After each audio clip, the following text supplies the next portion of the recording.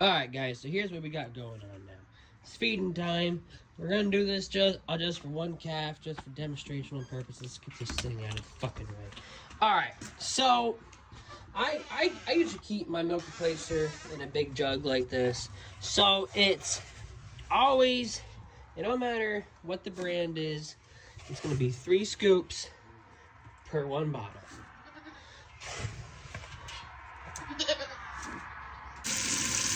Now, next thing you want to do is you want to get your temperature up to, in your faucet, to about 110 degrees. I don't need a thermometer because, well, I just know my faucet settings by now. And then you're going to see, if I can zoom out, a 4-pint line. Alright, you're going to want to fill it up to a little bit under that because, just because with the milk replacer, it's going to, it's just going to overflow the bottle. So, like, you're going to want to stop now. Now, over-mixing is so common. Now, you can't over-mix your milk due to the fact that what it starts to do is, it's really, to break it down in simple terms, is over-mixing will actually start to deteriorate at all of the proteins and fats that the calf needs, to kind of simplify it. So there you go. Check it, make sure that there's no clumps. It looks good, perfect. So, as I mentioned before, as you guys saw, I said don't fill it up too high. You know, when you're filling up the water in the bottle, don't go all the way, well that's Canadian. So, don't go all the way up to the 4-pint. Jesus, focus is terrible. Up to the 4-point mark. As you can see, I did not, and it filled it up perfectly for me.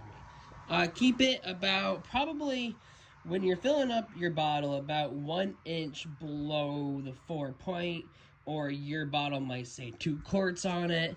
Keep it about 1 inch below that, just because after mixing it in with the milk replacer and then dumping it back into the bottle, it's gonna bring it up to the level that it needs to be at. Now, feeding the calf can sometimes be simple, sometimes not. Easiest way is to start them off just like that. Come on, get in front of the camera for me. So that way it kind of starts them, and then if you come over here for me, please, and then you just kind of, come on. Sometimes they fight you, sometimes they don't, and then you just kind of work the bottle in there.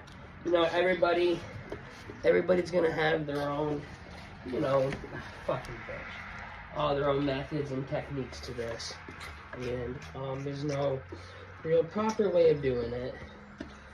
And then the calf will do its thing on its own, and you know, like that. Jesus, the calf will pop off the bottle.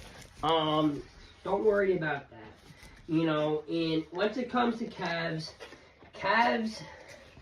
in this whole farm game takes a lot of patience for the calves, and they can certainly take that. Now, sometimes they'll nudge really hard at the bottle while they're sucking on it. That's not like a sign of aggression.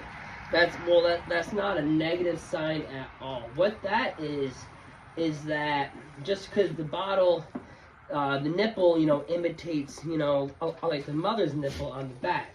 Well, when they're, see kind of like how he just did there. Well, come here. Where'd you go? And so when they nudge like that, when they nudge their mother's bag, it actually helps to induce the mother's bag to drop more milk. So if they ever nudge at the bottle, don't get frustrated with them. It just means they're hungry and they're just ready to eat.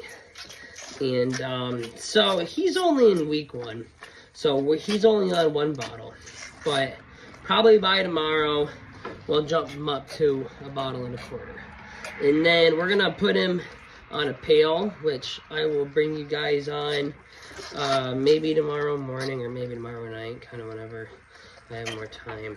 And we'll get you guys in on that. And bringing them in on a pail. Now, I have a starter pail that transitions them into a normal pail. I have a couple different pails with nipples on them. And then it gets them it gets them used to drinking on the wall. You see, I'm a very slow pace with my calves. And see, I worked in the large industry for 15 years, and I saw a lot of different methods and ways of doing this job.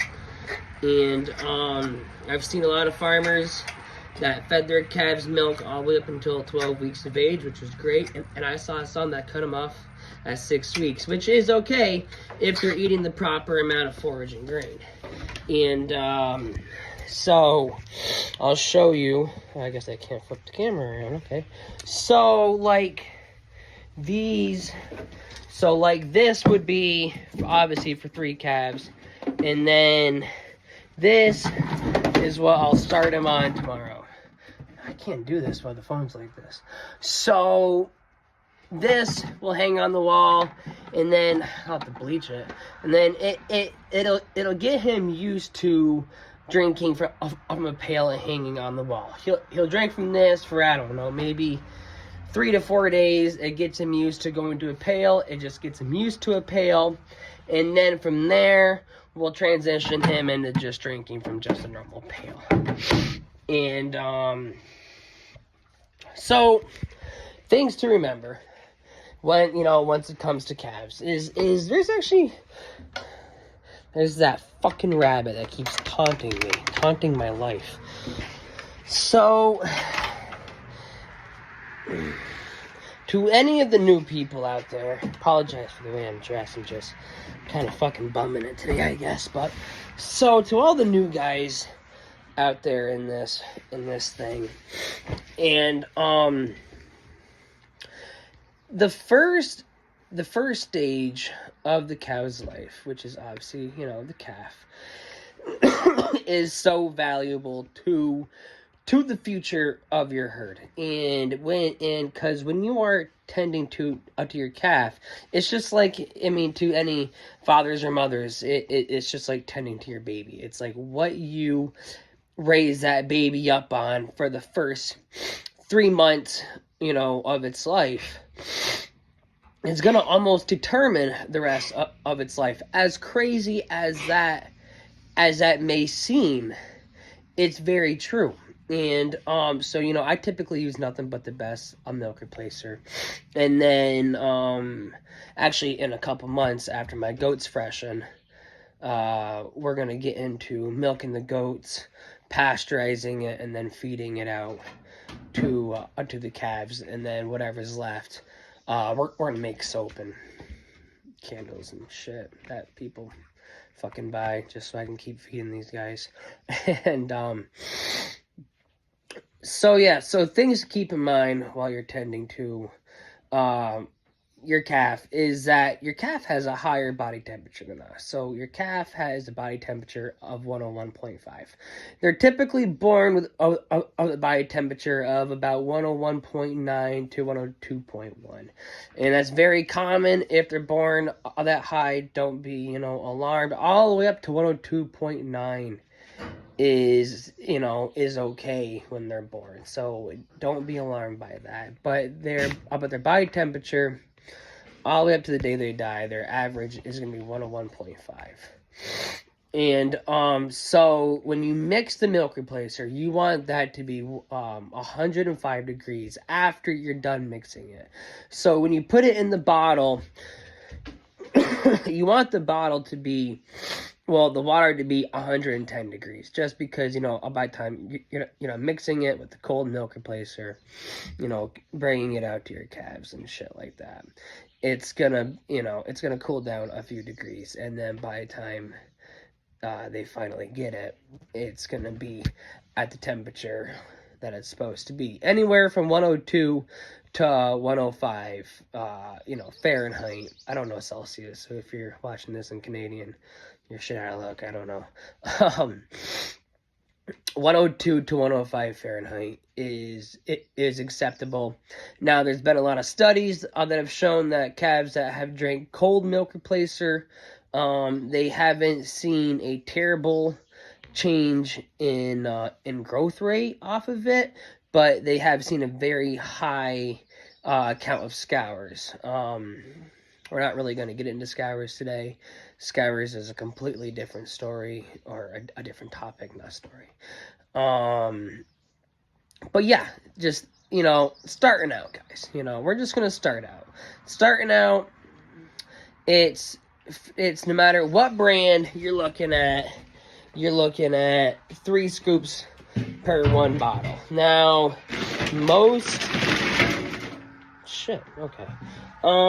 so most, if you go to like Tractor Supply, they will come with this cup.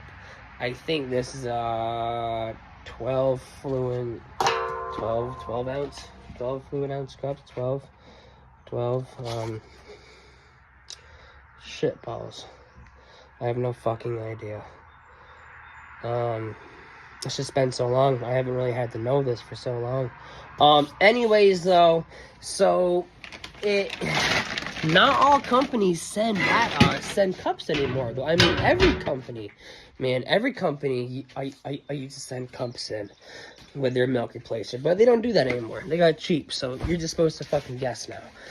And but if you go to Tractor Supply and buy some a milk replacer, all their bags always come with a cup. So a tip, if you're looking to just get a cup for a milk replacer, just go to Tractor Supply. I mean, because their prices are high. And if you don't have the money to spend on their high prices, just buy their smallest bag. Just so you always have a cup, right? And then you can go and buy, your cheaper stuff, which is definitely acceptable. I've done that.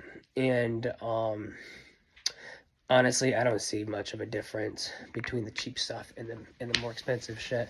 Sometimes it's just marketing. And but yeah, so if you don't have a cup, like I said, just go buy a small, I think they sell 25-pound bags there. And just get yourself a cup. Or you know what, guys? I got so many of these fucking things, I throw them away. So you know what? I can start saving them and then just leave in the comments, hey, I need one. And I can send you one too. That's no problem. And so what I want you guys to walk away with today is just simple. It's just a simple start. And we're going to talk, every day that I possibly can. And, but just simple start, fucking mosquitoes, is, Caps bottle's got to be at 105 degrees. The water, try to have it at 110. And then it's 3 scoops of milk replacer per 1 bottle. And try to feed it out to the calf as quickly as you can, because just because you don't want it dropping below that 102. I mean, that 102 is kind of like your absolute minimum temperature that you want it to drop below. First week of life, just give them 1 bottle. I mean, you can jump them up to like 1.25 bottles after 3-4 days, but it's not going to make that much of a difference. So, it's all your own preference, and it's all your own background and how you want to do it. But I've been doing it for a long time, guys, but every day, we can talk more, and we can talk about each stage of the cows, or of the calf, to either young bull or young heifer, and then up to full grown bull or full grown cow, whatever we're talking about on that day. And we'll talk about different diseases in those stages, what to do with home remedies. I don't really want to get into any of the medicine stuff, because I don't want to steer you guys wrong, so just call your vet for that. But I got all my own medicine in the fridge here. I don't do so many home remedies anymore. They don't always work.